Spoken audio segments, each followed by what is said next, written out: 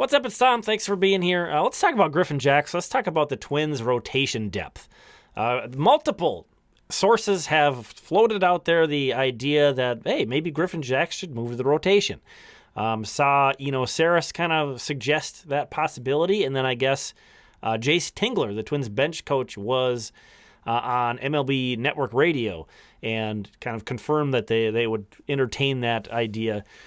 So this isn't just sort of a thought coming out of my brain. This is something the Twins are actually kicking around. And I do want to say before we get into my big thought is that I get it. You have a guy in the bullpen who has completely remade himself from when he was a starting pitcher. Obviously, Jax did start, made it all the way to the big leagues, did not do well as a starter in the big leagues, and then they shifted him to the bullpen, and he has become arguably one of the top 5 relievers in all of baseball. That's crazy to say, kind of considering how he has changed himself. But I will say the one argument I don't like in this is, they tried that and it didn't work.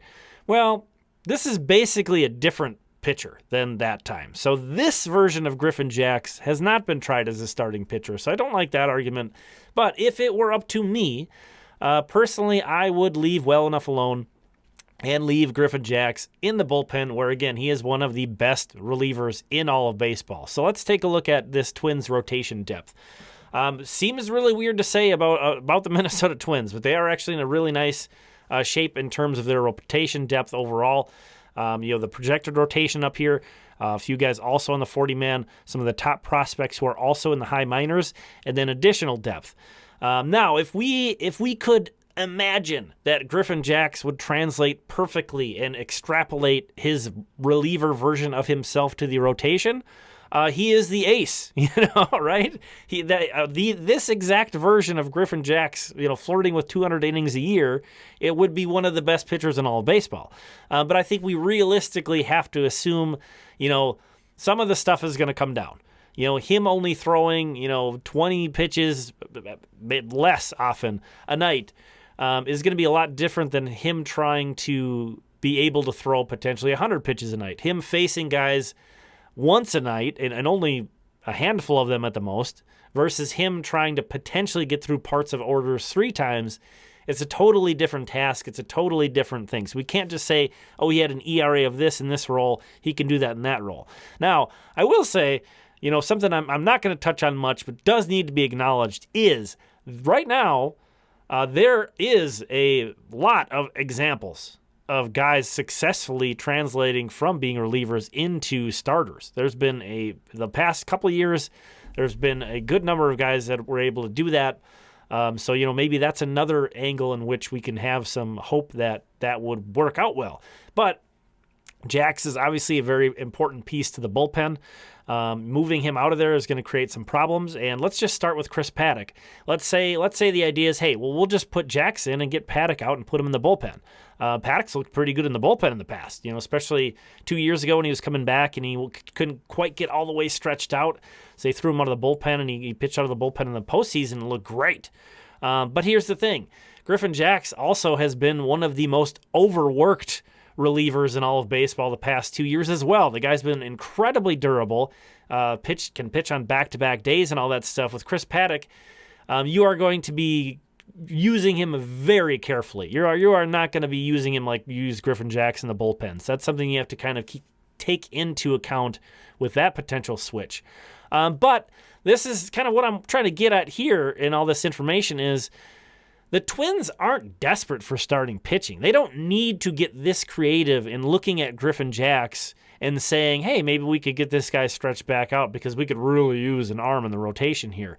Now, I'm not trying to paint this as if, the Twins have some kind of one of the top rotations in all of baseball, but I don't know that you want to take that much away from your bullpen in order to help a unit that already is looking pretty solid. Pablo Lopez, I know his year obviously wasn't nearly as good as 2 years ago, his first year with the Twins, but if you look at a lot of the underhood stuff, Pablo Lopez is a lot better than his surface number, his ERA would suggest. And I think there's a good chance that in 2025 we see a Pablo Lopez who's a little bit more calibrated and kind of has less up and down of a season next year. Joe Ryan, he was amazing before he got injured this year. Bailey Ober continues to be remarkably consistent.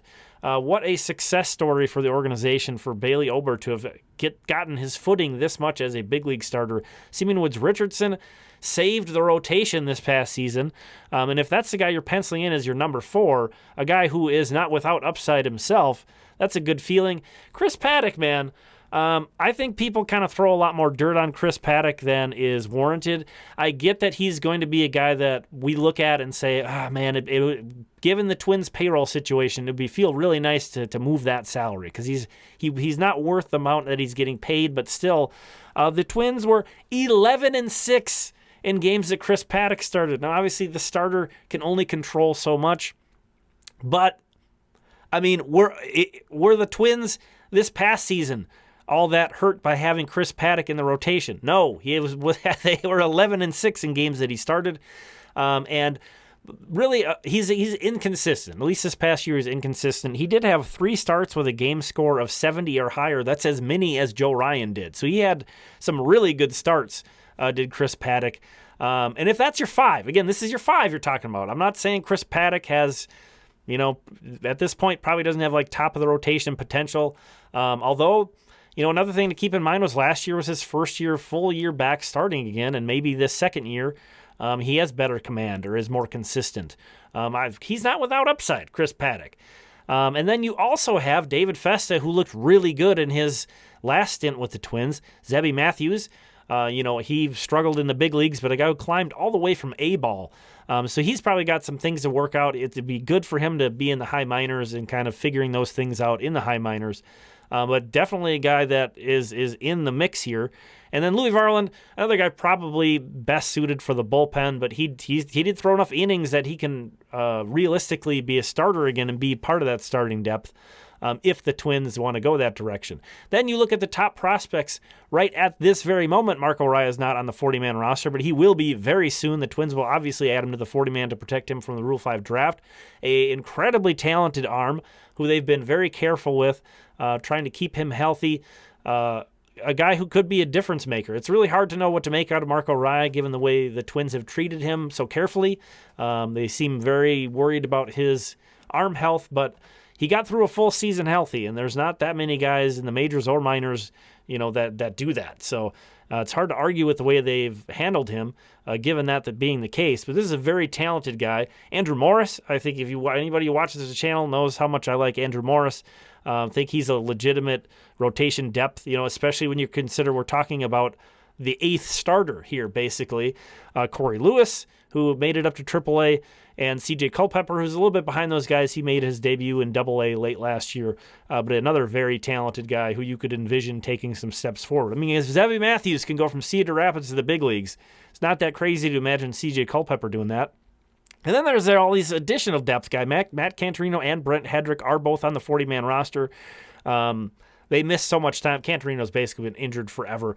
Every time Cantorino's healthy, though, the Twins are having him start. So I don't know what I keep thinking just put the guy in the bullpen and make it easy for him. But that they don't seem to be inclined to do that. Brent Hedrick missed most of last year, but he looked pretty good when he was healthy. Randy Dobnak, don't laugh. This is a rotation depth. It has that. And then some guys that are more interesting than I think a lot of us give them credit for. And Travis Adams, Christian McLeod, Jalen Nowlin, and Pearson Ole. Does seem like Nowlin maybe have moved to the bullpen, I think that's the correct home for him. I think he's going to be intriguing, a lefty out of the bullpen. I think that's a good development plan for him. But he did start for most of last year, so I wanted to throw him on here. Christian McLeod, another lefty. And Hedrick is a lefty as well. So that's just sort of a sidebar. If you're thinking about, how much the Twins could have used some more left-handed pitching last season, those are some names to know.